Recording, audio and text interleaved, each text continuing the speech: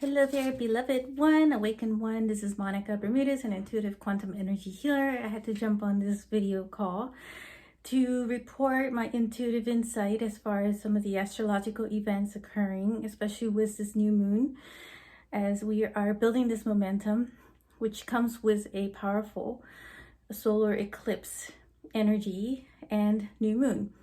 And this new moon is actually the second one in a row for the sign of Aries.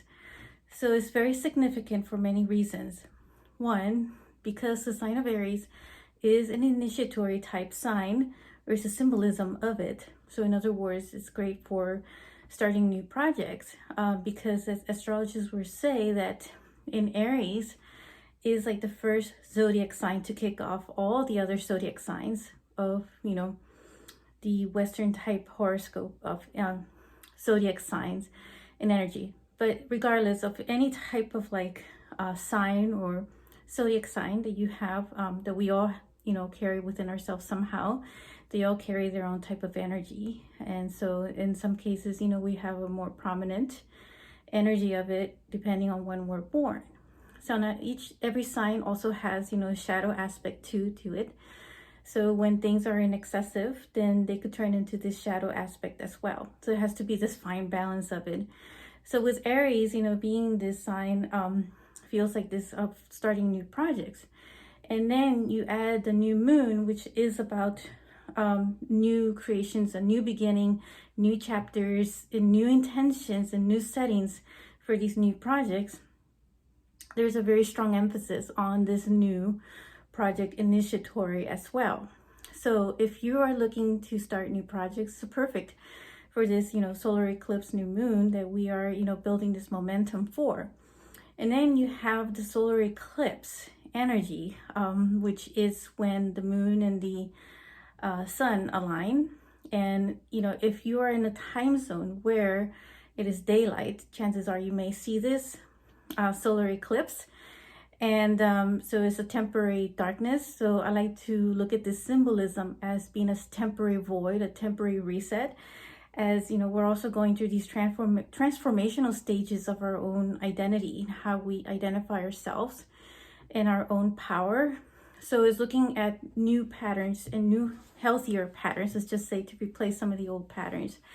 And so new intentions, new projects, and where you are looking in your life to start something new. And so the eclipses are about these huge transformational waves of energy. And the effects of the energies of an eclipse can go on for about 6 months or so, or more. And so I feel like with this one coming up is very, very strong. I can already feel it so much that at times I find very difficult to sleep at night. And I have this anticipating type energy that there's something big coming for the collective, but it's also coming for me individually. And so I would love to hear some of your feedback too in the comment section to how you're feeling with the solar eclipse new moon. Chances are you may not even be feeling, some of this staying awake, but maybe just feeling more sleepy. So there's times, where I felt so drained that I just have a hard time keeping my eyes open. But then there's other times where I just feel this huge surge of energy. And that's what I've been feeling with this solar eclipse, almost like this recharging type of energy. And because it's a solar, I like to think of it in representation of our solar plexus, which is our power center. And so it feels like there is so much transformational change of how we see our power when it comes to how we identify ourselves in this reality. And so what these transformations are coming are more for in alignment to this 5D frequency of energies, this higher vibrational energy. So I'm going to share now some of the 5 things for this new moon and the solar eclipse new moon, which, the new moon peaks around 9 p.m. Pacific time of the April 19th, which is about midnight Eastern time on April 20 for those on the East Coast. And so it's Eastern time. So, whatever time zone you're in, it's going to vary, of course. So it's going to be a very powerful energy of transformation for us. And I could already feel it. I already seen some of these shocking news and waves of energy and changes that just shock people, and that people are not even expecting it, that it's coming. So that's the type of eclipse energy that we are working with. So, and also like around the corner, we're going to have another eclipse at the beginning of May, which is going to be during the full moon. And I'll talk more about that in another video. But for now, I just want to jump into these 5 themes for us to navigate these energies, right? For these new 5D frequency energies. So the number one thing is to start feeling into this 5D way, right? This higher dimension of frequency, vibrational energy of consciousness. And so even if you think that you're not there yet in this physical reality, start setting yourself up and feeling into that energy and that momentum of this higher consciousness and this higher expansion of energy. And the more that you're able to practice this and be more aware and consciously aware of it, the faster that we could quantum leap into like other 5D physical realities of frequencies of energy.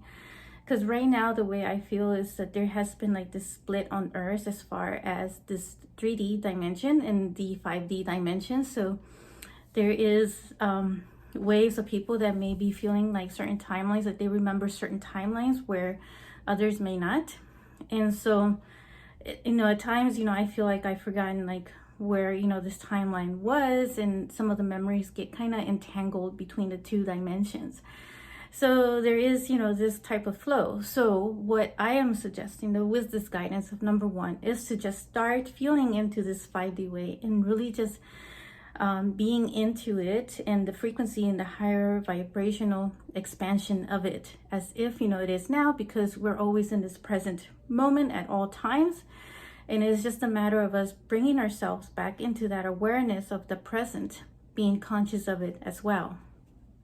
Number 2 thing is to look at your old patterns and all the old patterns that you may have been dissolving or working on, or just, being done with it completely. And what you may have worked, at the full moon that just passed, or even if you're still planning to dissolve some of these areas, start seeing where it is that you've had, made these transformational changes, and start implanting or setting those intentions for these new healthy patterns.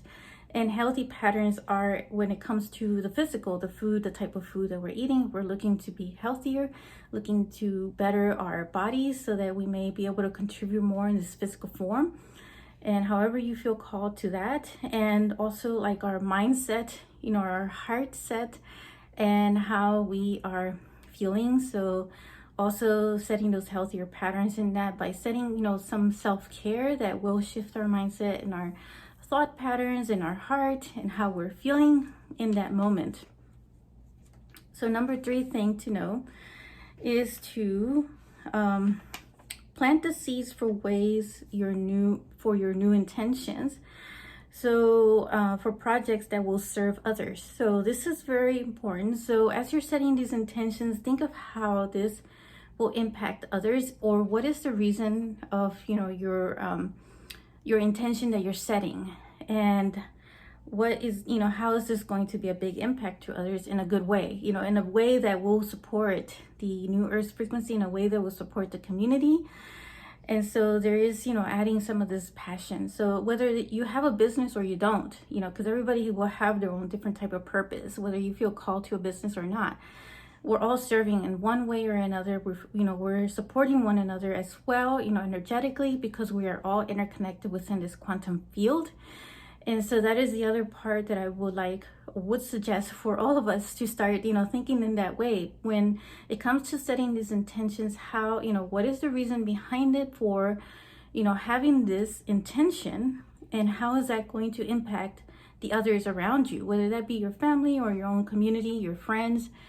But if you start, feeling it into that way, and you feel that this is the best path for others to also receive and benefit from this, aside from yourself benefiting, how are others also going to benefit from that? And, you can visualize it, and you can just put, your heart into it, into that intention, into that moment. And so speaking of heart, the 4th thing is to keep your heart open.